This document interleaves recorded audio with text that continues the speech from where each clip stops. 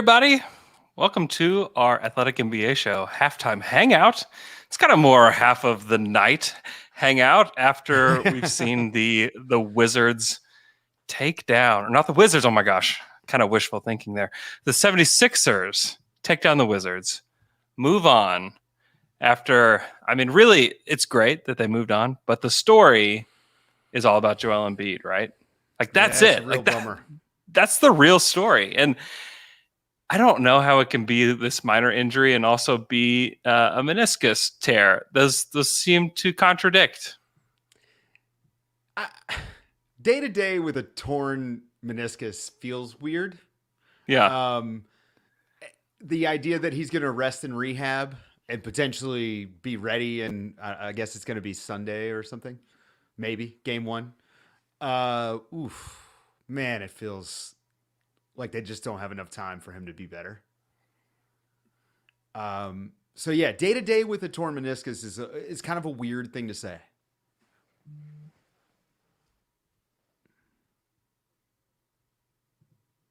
I think we're having a little bit of technical difficulties here. I'm not sure what's happening, but I seem to have lost Andrew. So I guess I'll go ahead and go straight to the chat here and take some questions. We saw the Sixers play Ben Simmons at the 5. Thought it went pretty well. It didn't start out great, and they were the Wizards attacked the rim and had some success. Ben Simmons not a great rim protector, but I did think that the Sixers adjusted pretty well, and having Seth Curry have such a big game in a game they really needed to win. I mean, it wasn't a must win like they were going to go home, but it really was a must win just because of the Embiid injury. So big deal there for them to pick up the win. And then in Atlanta, in New York, the Hawks beating the Knicks right now by 14. That series felt over. I think we talked about this on Nerder, that the Hawks are just better than the Knicks are. And they got all the weapons. We suspected the Knicks might be able to turn that into a rock fight, but they didn't. And Julius Randle hasn't been good enough, plain and simple. And we can make excuses. I just don't know that there is one. He had a bad series. It happens. I don't think it's going to cost him a lot of money, though. Do you? I don't think so. I think that his agent can rely on what he did in the season. Hey, Coach Dave DuFour, put on your coaching hat real quick. Oh, uh-oh. I've got a question for you. So Scott Brooks in the first half goes to hack a Ben, right? He makes 3 out of 4, and then Scott Brooks stops, right? What's your thoughts on the Haka strategy? And then do you just stop if you're going for it? Do you just stop after 3 out of 4? All right. Now, see, this is a great question, and I guarantee this is going to come up on this week's Nerder, but I'll go ahead and spoil it a little here. Yeah. If you were going to commit to the Haka, you have to commit.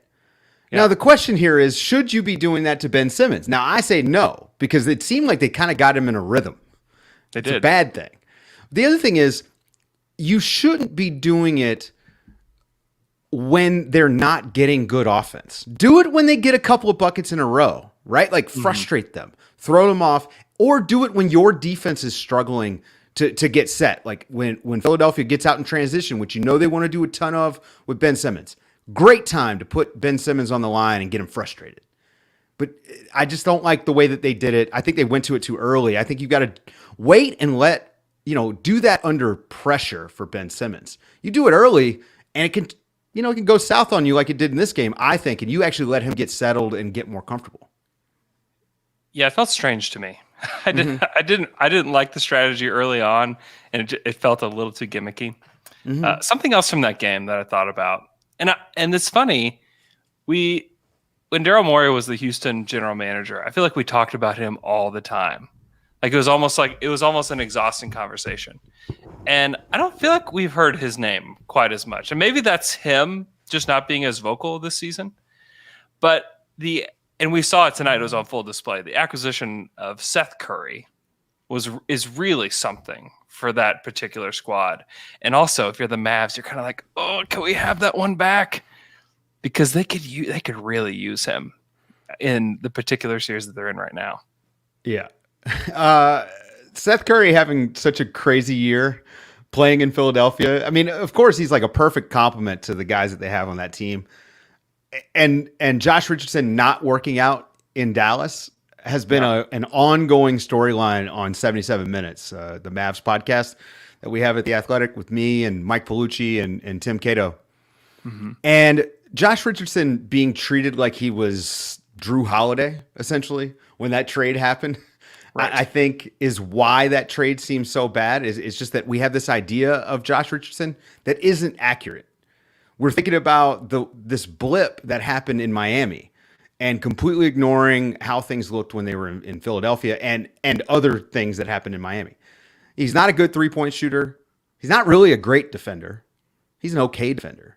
But it depends on the guy that he's guarding. I mean, there are guys that just abuse him. So, yeah, I think that if you're a Mavs fan, like that trade has probably been really chapping your ass all year, but especially when Seth Curry does something like that and Luka's out there playing. I mean, they're starting Boban in the game tonight because they just like, hey, this is what's working for us. That's not a good thing. I don't like that. I like it in that I love Boban and I love the character that he is. But when you throw him out there as like, okay, silver bullet Boban, that's a little scary to me. If I'm a Mavs fan, I don't like weird. It. It's so weird. I mean, it works, right? It works because they can't play Zubac and, Boban is massive, but it's not like, that's not a sustainable strategy. You're not going to be able to guard that way. No. It just isn't going to work. No. Yeah. Question from the chat. John Wilms is asking, how do you guys see a Sixers-Hawks series with no Embiid? First of all, RJ Barrett finds this to be a very disrespectful question. Second of all, let's actually try to answer it. I do think it's a trickier matchup, obviously, than the Wizards. I mean, the Hawks are a much better team. They can actually defend. Getting DeAndre Hunter back was a big acquisition. Man, I could probably talk myself into Hawks winning in 7 with no Embiid. I know.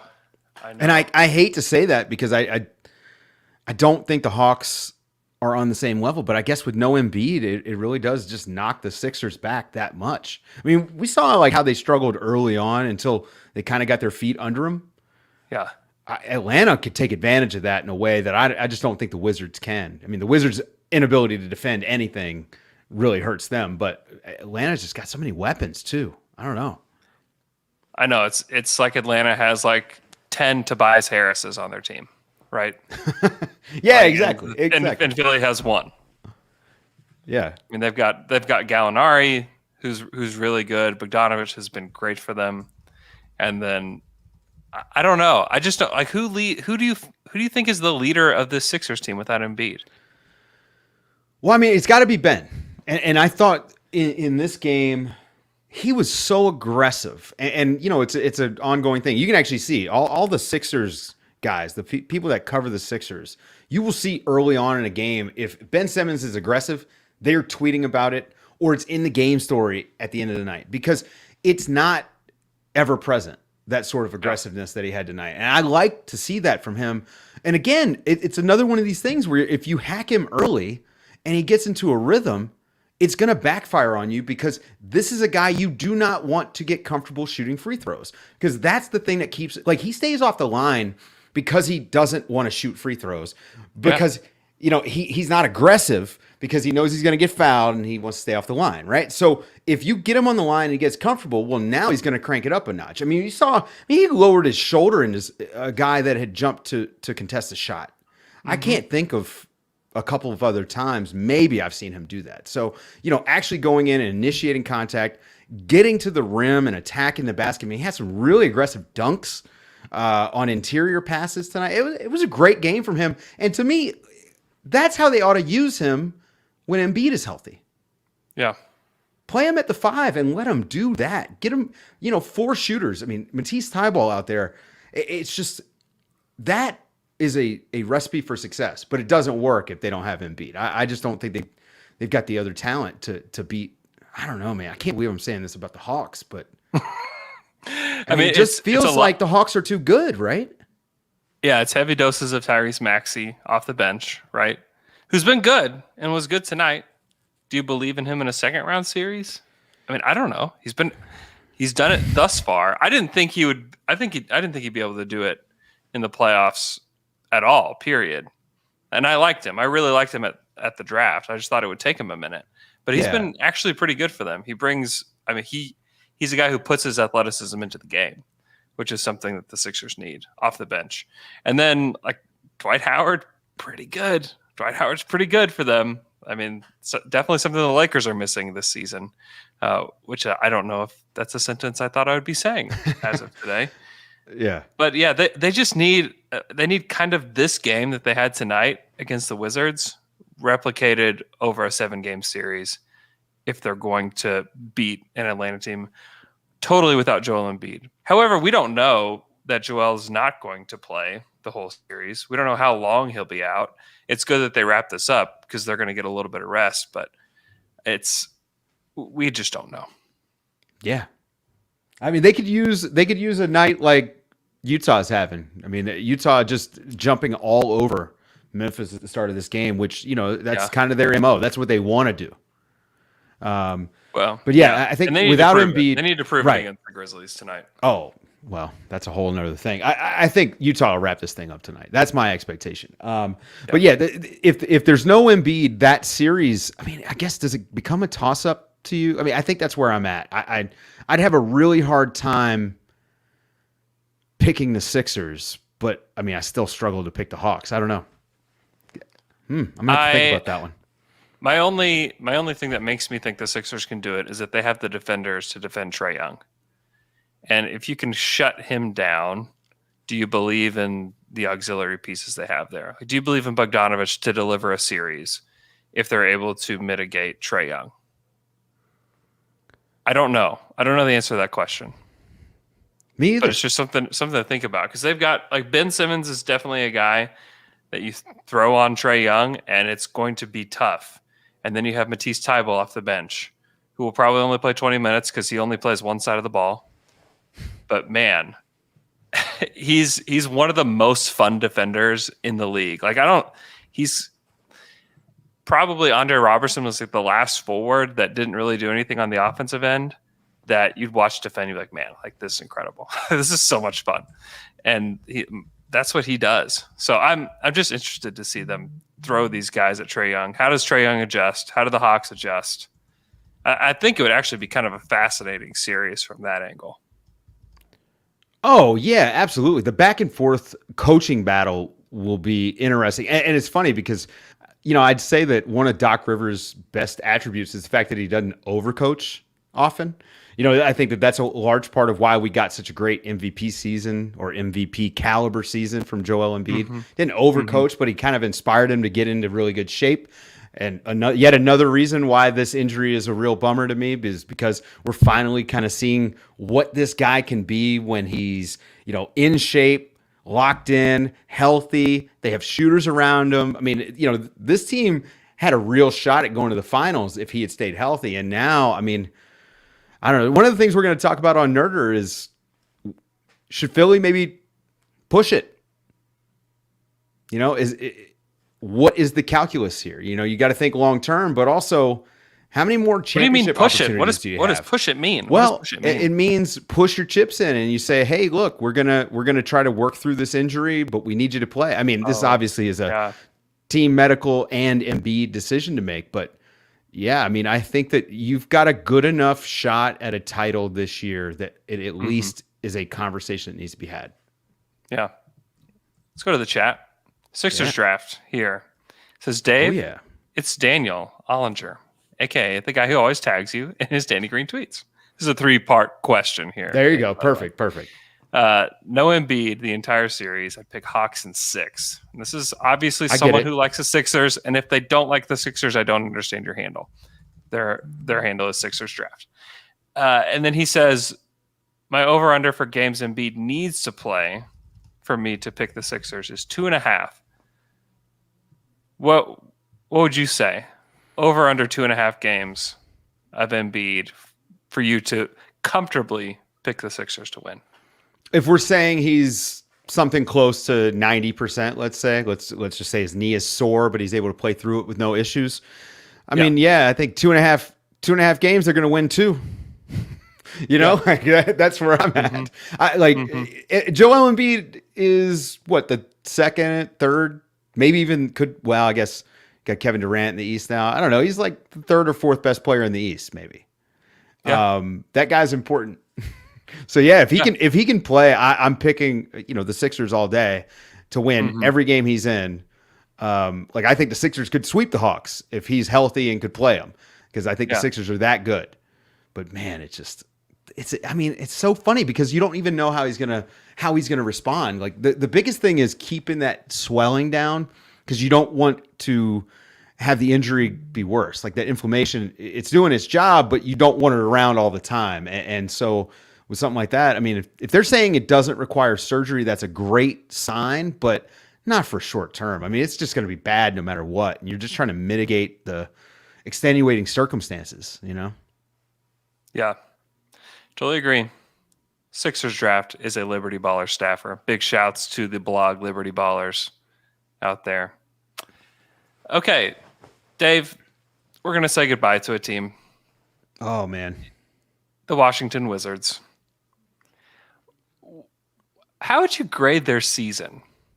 Let's say that you were tasked with writing a grade for the Sixers. How would you grade this season for them? For the Wizards? Yeah. Obviously it didn't go as well as they would have hoped.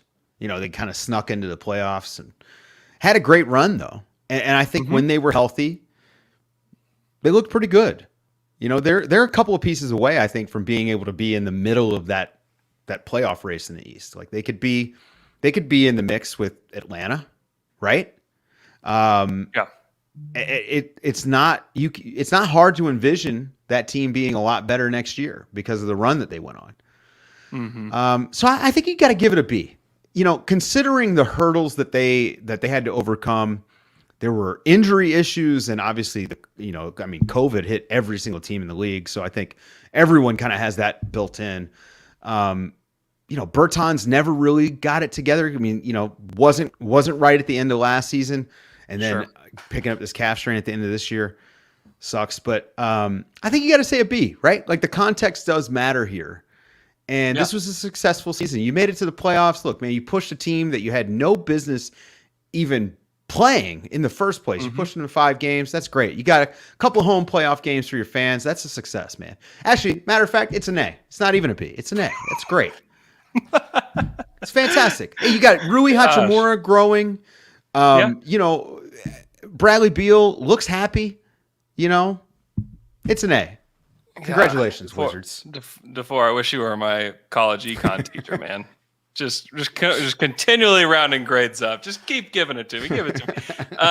Man, I would say probably a B. I think that they envisioned having the season that they had probably from around the trade deadline on. Like I think they thought they were that quality of a team. And they were bad for the first part of the season. And some of that was like the Westbrook COVID stuff, like you mentioned. Some of it was just that they didn't have good chemistry, injuries, whatever it was. They didn't play for like 2 weeks, right? Yeah. I mean, I forgot about that. Oh my God. Yeah. I mean, Feels there was like just 8 years ago. I know. There was so much thrown at them. I do think that it was probably a B type of season because you also have to look at the goals. Because I think some people would say, well, they should have just gotten a draft pick or blah, blah, blah. Okay, I understand. Like, that's me. Like, I think that it's best to build through the draft. But that wasn't their goal.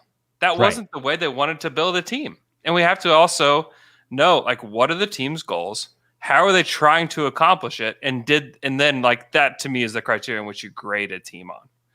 And so the Wizards' goal was, let's make the playoffs. Great. You can check that box for them. I think they wanted to be more competitive, but to me, like, they accomplished their goal, making the playoffs. They got there by the skin of their teeth. I mean, they had to win. They had to win in the play-in tournament to get there, and they lost to the Celtics, which we should probably talk about. Oh, yeah. We're going to talk about that for sure. They're just so fascinating. we're about to say bye man. to another team, by the way. I don't know if you've got that game on, but Trae Young just quieted the crowd with his patented, I don't know what noises are coming out of your nose, but deep three. And I mean, I don't know. Look, he's got to watch out. I don't know. Yeah. I don't know if this is a great thing to be out there dribbling around at the end of this series when you're up 12. And I love next it. Year, keep doing it. I don't even care. Zach Harper gives him so much trouble about celebrating. Celebrate however you want, man. Celebrate however you want. Think about the juice that these games are going to have next season, the regular season games, because of Trae. I mean, this is great. It's great. I love it. Great. I love it. Let's talk about the Celtics. Yeah, because they drop these simultaneous bombs on us, where it's like, I think Danny Ainge is going to be out, and by the way, Brad Stevens is not the coach anymore. He's the president of basketball ops. It's like, whoa. Like, it took me a minute to just process all of that because it's a lot to take in. And one, I just question, is there a better coaching candidate out there than Brad Stevens? So, what are we doing there? I don't know. I mean, it just seems like, oh my gosh, we have screwed this up so badly. The Evan Fournier thing, all this stuff, none of this worked out. We traded Tice, shouldn't have done that. We did. Oh, okay. And then he leaves Brad Stevens with quite a mess. Because I asked this question on Down to Dunker. My co-host Alex Spears asked this question today. What job would you rather have? The GM job or the coaching job for the Celtics? Probably the GM job, honestly. Okay, well, tell me why. Because I don't know if I agree. Well, it's funny because I did Anything is Potable this afternoon and was talking to Sam and Jay about this. And they said that it seemed like Brad Stevens was just kind of worn out. And he talked about it a lot this year. And everyone has. But Brad Stevens has talked about it a lot this year, about himself personally being burnt out. And I think for him, the idea is that the travel pace, the tempo is just different when you're in a front office role versus coaching. He's going to have to make scouting trips and things like that, but the road schedule is not the same. And, the other requirements of the job are just different. And it's not to say that it's an easier job to do, but I do think it's going to allow him to be home more. And that was the big, the onus of the situation here was to get him home more, less on the road. Brad Stevens? Yeah. Burnt is he out. He's man. I don't think, no, he's not much older than I am. I was going to say, Brad. Yeah. Brad. Hey, man, quality of life matters. Nikola Mirotic turned down $45 million, Andrew, to move back to Spain. By the way, smart move. Spain rules. That's great. Brad just needs to come out and say, I don't love it. I don't love the game. I don't love it that much. Oh, I don't think that's what it is. I honestly, I have this theory that next summer he's going to miss coaching and go take a coaching job somewhere else, whether that's college or the NBA. I don't know, but things are going to go that poorly DuFour. Well, I don't know. I just think that, again, let me put my coaching hat back on. The only thing I actually love to do is coach. Yeah. And almost every single coach I know, that's how they feel. Sure. That's why I don't get this. Yeah. That's why I'm just I don't either. Perplexed. But I will say why do you? But this job he might just need the time off, right? This GM job is not time off though, DuFour. I know. I know. This is not like the team is set and he can sit back and select somebody at 16 in the draft and then maybe sign a free agent and be like, great, we're gonna make a push for the conference finals. No, you've got two guys. Everybody else. Who else on that roster are you certain should be on the roster? What you have to think about the moves that right up front he has to make. He's got to trade Kemba. If they want to compete, you got to move Kemba. And think about how hard that's going to be. Yeah. Where? Give me one destination. Well, I got one place. I got one place in mind. Now here's the problem though.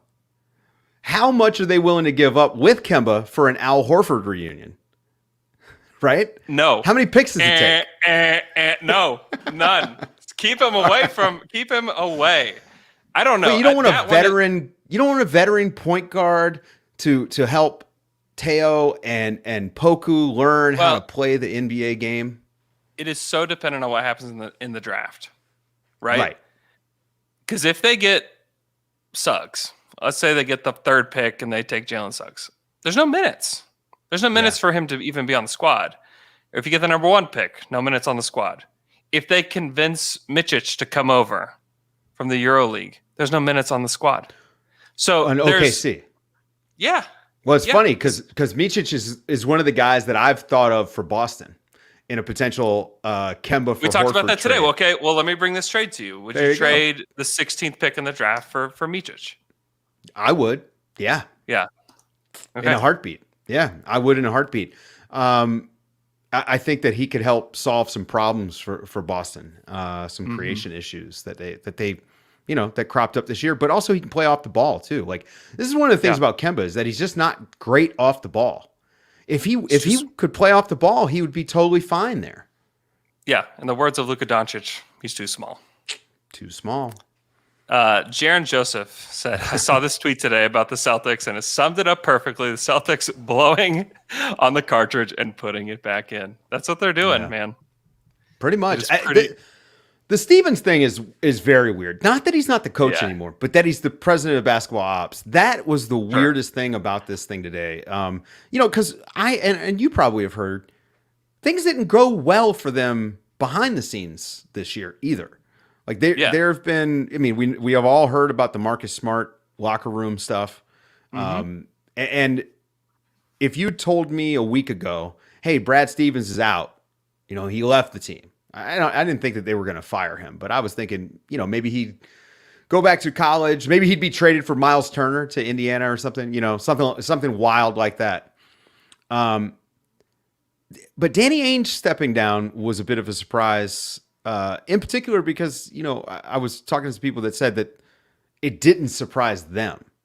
So I'm trying to figure out like what I missed there. Or like, was there an interview that I missed or something like that? So I think that's behind the scenes stuff. Yeah, exactly. Yeah. Where there's been some scuttle here and there about his future with the team and the future of lots of different executives. And he's really close with the new owner of the Utah Jazz. So it's a very easy line to draw. And he went to BYU. How's he feel about Dwyane Wade? That's the most important question here, right? That's a great question. My favorite thing in the last 2 weeks has been Dwyane Wade, power broker for the Utah Jazz. The story that Twitter has concocted. Yeah, it's so weird, man. It's a vanity like ownership share. It's cool that he's showing up to games and playing on those really nice golf courses out there. But yeah, it's like, does Timberlake still have a share of the Grizzlies? Is that still a thing? Oh man, I don't know. I feel like he probably does, right? Like, why would he sell it? I don't know. I don't know. Or would Para have bought it? I guess Utah is putting it on Memphis. They should. Awesome. Yeah, this is 1-8. This is 1-8. Okay, Vance Williams, who is a Grizzlies fan, says yes, he still has his share. Timberlake still does. That's great. Okay. Important enough. I just wondered when they need to enact the Timberlake card. When does that happen? Have you been following the Wolves sale? Yes, it's weird. Yeah. So the idea that A-Rod would move a team to Seattle is really funny to me. Like, I know he came up there, right? Like, and with the Mariners, but it's just funny to me to get the Timberwolves and move them instead of petitioning the league and trying to do an expansion team. Yeah. That's the move. Like, A-Rod, you're not watching the stream right now because I can see everyone who's in there. But dude, hit up the league, give them $2.5 billion for the franchise fee, and prosper. Yeah. You get to take the Sonics name. I mean, there's an arena. I mean, like, it's basically ready to go. Just do it. We need basketball in Seattle. Yeah. Yeah, they should. And the league, and I think the league is at a point with talent where they could do it. 100%. Where it could happen. Yeah. I mean, just look at Oklahoma City, right? Like, that's a team full of young talent that could just be poached for some of these expansion teams. There's some guys. You could have Isaiah Roby. There's a lot of guys in the league, period. I mean, and then look at the G Brown. League. Take Moses Brown. Oh, man. Well, you can't give up. He'd be protected, right? Who would your 5 guys be that were protected? Shea, obviously. Poku. Not Moses Brown. Teo. I think you could protect 8, right? It's up to 8. In my world, it's only 5. I just made up that number. Well, Moses Brown does not make the cut if it's 5. I'll tell you that. I don't know if he makes the cut if it's 8. He's the next coming of Moses Malone. Come on. He's Hassan. He's junior Hassan Whiteside. He's good attitude Hassan Whiteside is what he is. Okay, all right. That's a little bit more fair. I guess that's a little bit more fair. He's got a great attitude. I like him. Let's see. Vance Williams asks, is there anything the Celtics brass could do to change the opinion of the NBA in regards to Boston? That's a good question. You know what? This is something that I actually brought up on Anything Is Potable, man. I think that Danny Ainge really, really made a huge mistake with the way he responded to what Kyrie said. Sure. And, both things, like multiple things can be true at the same time, right? I don't think Kyrie was exaggerating when he brought up the racist incidents with fans in Boston. It's also not unique to Boston, unfortunately. I mean, sure, we don't want it anywhere. He can also be stirring up shit, right? Like, that's totally plausible here. And I just, I don't get why Danny Ainge would have come out and not just said, well, certainly we don't like to hear that, and that's awful, and we're doing our best, and yada, yada, yada, yada, instead of just being dismissive. I thought that was a big deal. And, it's not good to be dismissive of these things, especially because there's just so much evidence to suggest that these things do happen. They're isolated incidents, thankfully, but they happen. You can't dismiss them. I mean, did it strike you as weird? It's such an easy win to say, hey, man, I hate that happened while he was here, because we really loved having Kyrie as a part of the organization, and, our fans loved him, and blah, blah, blah. It's just so easy to say the right thing there, I think. It just came across as like he's still so butthurt about Kyrie, right? Like to me, that it's just like it has really nothing to do with racism or that situation in general. I think it's just like it's still like this just Kyrie Boston stuff. That you're right. Like, there's an easy win there, slam dunk win, but they just won't even. Brad Stevens did it. Right? Like, Brad Stevens had the perfect response to that. This is why he took the job. He said, I can do that job. I can take the easy win here. Rod B says Rajon Rondo should be the new head coach of the Celtics. I think Rondo is eventually going to be a good college coach. Yeah. Yeah. Look, this job is a weird one because it's the Boston Celtics. And I think if you have a guy who's going to be a first-time coach, you might wind up, Sam Cassell is the first guy I think of that they should call. He's been a lead assistant for Doc Rivers for a while, right? Like, he's been dealing with stars.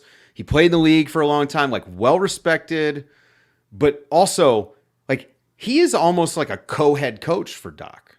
Mm-hmm. And I think that experience is super important. So I'd love to see Sam Cassell get a shot at that job.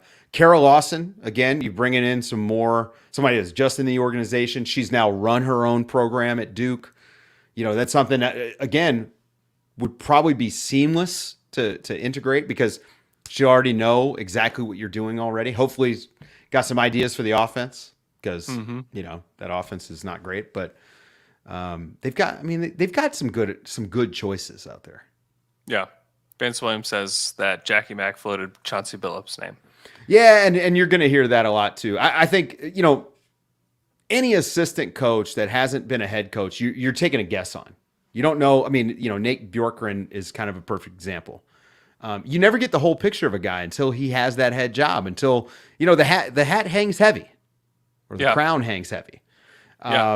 Because it is hard, and it's more than just your basketball acumen. It's not just, that this guy, like Chris Finch in Minnesota now, well, he's been an offensive guru, but you got to be a people guru to coach in the NBA. And this is the problem that happened in Indiana, right? So there is a different thing from just, hey, you know what? X's and O's, that guy's solid as an assistant, and he's solid at player development, and he's solid at all this other stuff, to then being able to come in and be the CEO of the franchise, of the team. Not the franchise, but those players and your coaches. You got to learn to delegate. Like, you have to create a culture of accountability, which was an issue in Boston apparently. So I think that a guy like Sam Cassell is the smarter move if you're hiring someone that hasn't coached, at the NBA level. Yeah, I like the idea of Chauncey Billups too. Just as a guy who's led NBA squads, who has the respect of this generation, like, watched him, on the main stage. At least some of them did. Some of them are so young though. Like, some of them may not know Mr. Big Shot and like what he did in 04. That was a long time ago. We're old now. We're very old. Speaking of old, there's lots of old guys on the Knicks, and the Knicks are toast, right? That's what happens. The Knicks are fascinating though. They're absolutely fascinating to me as to what they will do this summer, because they've got a ton of cap space, which would allow for a lot of options. Obviously, free agency is a big one for them. They could, they go get Lonzo, or at least throw a max to Lonzo and see if he would bite at that, which he probably would and probably should. Or there's probably some guys that could be trade candidates for them, where they can acquire a guy through trade and not have to give a ton back because they have a ton of cap space. Also, a guy like DeMar DeRozan feels like he could be a Knick type of guy. So there's a lot of options for them. And are they going to do what the Knicks usually do and overpay for big names, or are they going to play it smart? What's your feel for that? Is Julius Randle a big name? Yeah. He was great. He was great this season. Yeah, I think he was great. I think they need to pay him and keep him. Okay. Yeah. I mean, again, this is all about where they're at, not where I think they ought to go. Mm-hmm. Because if you're going where I think they ought to go, they never would have hired Tom Thibodeau in the first place, and they wouldn't have Taj Gibson, and they wouldn't have made the playoffs basically. Yeah. And Randall probably was moved earlier. If you're asking me, here's the team building path. But if you just want to keep making the playoffs like this, you sign Randall. I think you try to bring Derrick Rose back, but you got to get somebody who knows how to run an offense, especially for the playoffs. So I think Tom Thibodeau needs an offensive coordinator, somebody to get a little bit more creative, with the guys that they've got, because you can't be in the playoffs and saying, okay, our only source of offense is giving the ball to Derrick Rose and prayer. That doesn't work.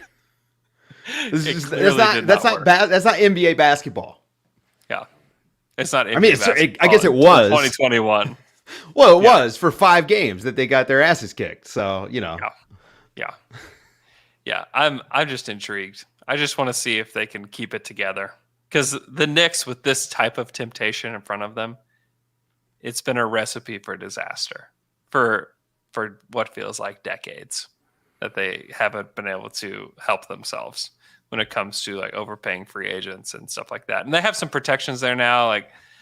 They can't offer as many years to guys, which I think is very helpful to them, where they got trapped in these Eddie Curry type contracts of the past. So that to me is intriguing. The most intriguing game tonight by far, and this will probably be our last topic, is Clippers Mavs. And I lean Clippers. Some of that is in the form of a jinx, certainly. And then some of that is, I just think they figured some stuff out. I think that they figured out that they can get to the rim whenever they want. And that's maybe why Boban Marjanovic is starting in this game, to deter that. But I think they figured some stuff out with the Mavericks. And then the Luka injury. What does Luka look like? Can he hold it together for 4 quarters of a game? We'll find out tonight. But to me, those are the 2 things that make me think this is probably the Clipper series. Let me ask you a question. This is a hypothetical that someone threw to me on Twitter. If you replace Trae Young with Luka Doncic, do the Hawks come out of the East? Kind of feels like it, right? Like they've got pieces, and the Mavs They don't. got like everything you'd want. Like Capella is freaking perfect, right? And then like DeAndre Hunter is like this like multi-tooled guy. You've got shooters galore. Kevin Huerter does not get enough shine for what he can do. Bogdan. I mean, is there a better player in the league that you could put next to Luka than Bogdan? It's upsetting. Aside from Steph Curry, I mean, it's just But I thought that was a great line of thinking because it really puts into perspective the fact that Luka Doncic is playing with Tim Hardaway Jr. and Jalen Brunson as the next two best players on his team in this series. And those two guys, I actually really like both of those guys. They're good. They've been good. But man, does that add a lot of perspective to what they've been able to do so far. And if he hadn't been hurt, they don't lose game 3. This series is over because he doesn't have to come out of the game. You know, when they had that big lead, he had to come out of the game. He also wasn't looking right anyway, but he had to come out of the game and they did nothing while he was out of the game. And he comes back in and they kind of, hold things together. And so, I can't believe I'm saying this, but they got to figure out a way to get Luka some help. The Clippers are a better team today. And they were a better team a week ago when the playoffs started, or 2 weeks ago, or whenever they were it was. picked to come out of the West, and they should win this series. And it may go 7 just because it's hard to win 4 straight against anybody. But the Mavericks can be better. They've just had some poor trade choices, I'll say. Sure, it's also the perfect question to make Hawks fans feel horrible about their lives. God. Although but Trae Young got out of the first round, right? Like this is a success for Atlanta. I mean, I think you got to be really, really happy with, and especially with how well Trae played in that series. The next series is going to be a lot tougher for him. But I don't know, man. I think Atlanta's going to be better next year by a lot. They'll be better.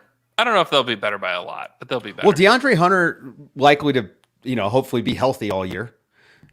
Yeah. Trae Young. What do you do with John Collins? So there's a tricky. I mean, maybe you call Dallas and you say, "Hey, you guys don't have anybody next to Luka, but they don't have any players to give up. Not that Atlanta needs guys. Yeah, what do you? I guess you'd have to do picks for something like that. I guess, but then that makes them a little bit worse, right? John Collins is good. Yeah. To lose John Collins would be bad. Yeah, who fills that hole for them if he's not there? Well, I think, your guys kind of slide up a little bit, right? So you get a little bit more DeAndre Hunter at the 4, and, Cam Reddish will be back next year. And you talked about... Are you a Cam Reddish guy? I am. I think Cam Reddish... I mean, we know his defense is NBA ready. And I thought that the second half, what we saw out of him as things started to come together for him shooting-wise. I mean, it wasn't great this year, but you can almost throw out this year for a lot of guys. I think he might be one of those guys. Yeah. But yeah, I'm a believer, man. I think he's going to wind up being a decent NBA player. Okay. I don't know if Are you not? Oh, okay. I'm not really. I feel like everybody uses that excuse. Like, I want to throw this part out for Cam Reddish and that part out. And I really like this little slice of Cam Reddish. I feel like if you like him, that's what you do. Right. And I do like him. But I also, he's a young guy. And I think it does take a little bit of time to kind of sort out. The role that he's in is not an easy one when you consider the role that he has played on every team up to this point. Yeah. Yeah. And so, give him a couple years. I do think next year he's going to be great. Yeah. I hope.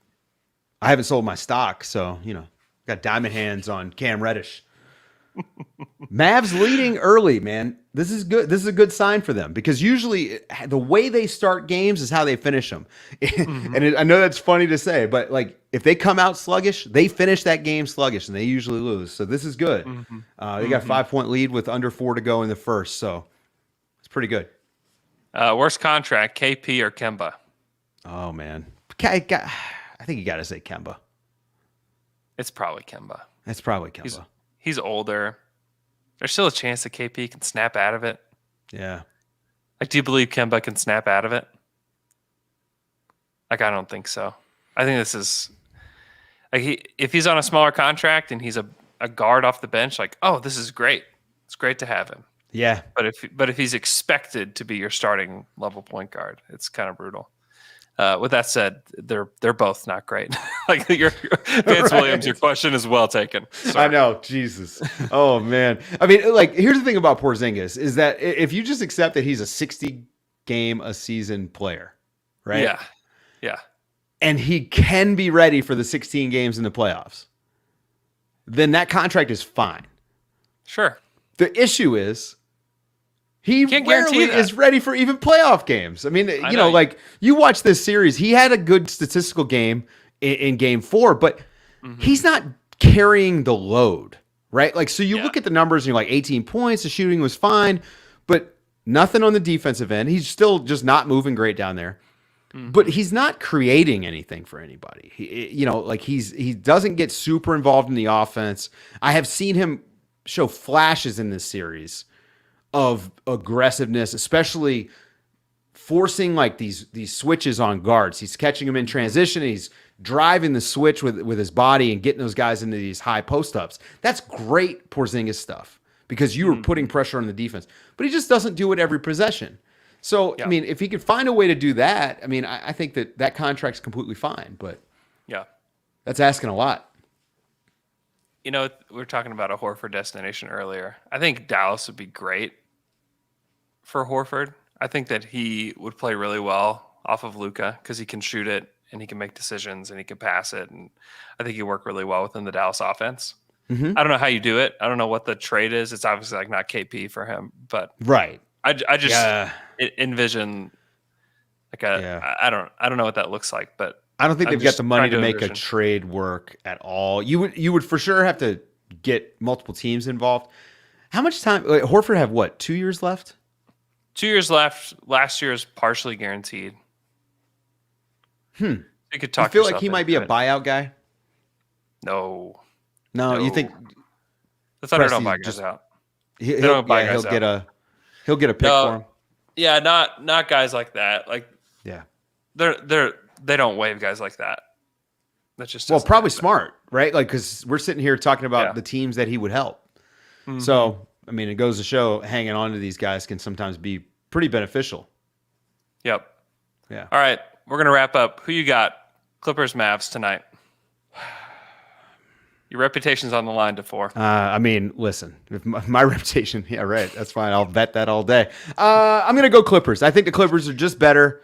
And you know, if Luka was 100% healthy, I would give the Mavericks more of a chance. But I just think that the Clippers are way better than the Mavs with Luka hurt. Yeah, I tend to agree. Again, just only as a jinx, Paul George, greatest player ever, greatest playoff player ever. Go Paul George, go Clippers. All right, thanks so much for watching and following along with us. Be sure to check out the Athletic NBA show. Be sure to check out the Daily Ding, which will be tonight, hosted by our good buddy Jared Weiss. It's going to be a really fun show. Will Guillory. If you haven't heard Will on a podcast, holy moly, one of my favorite guys on a podcast. He's so good. He covers the Pelicans. And he's a wonderful character here at The Athletic. So you've got to go listen to that right after all the games are over. And we'll talk to you guys on all the Athletic podcasts.